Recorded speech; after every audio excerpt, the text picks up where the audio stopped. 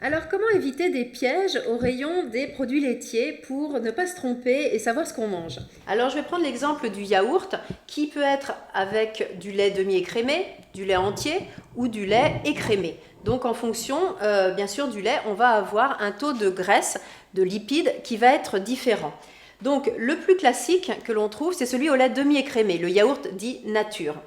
Il va être à 1% de matière grasse, donc de lipides, et pour un pot de 125 grammes, on va être aux alentours de 50 à 60 calories suivant la marque. Donc ça reste tout à fait raisonnable pour le quotidien. Mais dès qu'on veut de l'onctuosité et qu'on a un yaourt velouté, mixé, onctueux, etc., eh bien forcément on a plus de matière grasse. Donc soit il est au lait entier, soit on peut avoir aussi de la crème fraîche qui va être intégrée à l'intérieur.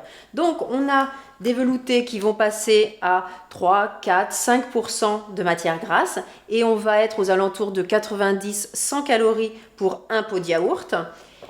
Ensuite, vous pouvez avoir des yaourts qui ont en plus du lait de la crème fraîche. La crème fraîche, c'est un corps gras. Vous avez différentes marques, mais dès qu'on a de la crème fraîche en plus, forcément, les calories augmentent. Donc, on va être aux alentours facilement de 130-150 calories, toujours pareil pour un pot de yaourt.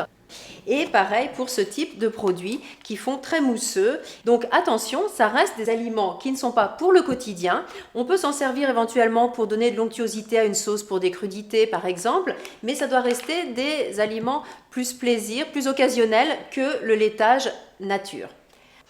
Autre possibilité, vous pouvez avoir des yaourts aromatisés ou aux fruits. Alors quand vous avez des yaourts aromatisés, la plupart du temps, ils sont à base de lait entier. Donc on est sur un yaourt plus gras. Vous avez également donc ceux qui sont à base de noix de coco ou de fruits, de morceaux de fruits, de coulis de fruits, etc.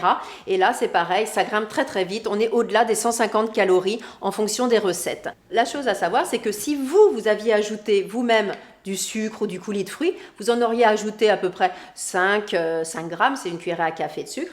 L'industriel est plutôt sur 15-20 grammes, 15-18 grammes de sucre.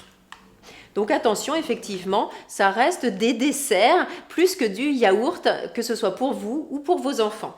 Donc faites attention quand vous en consommez.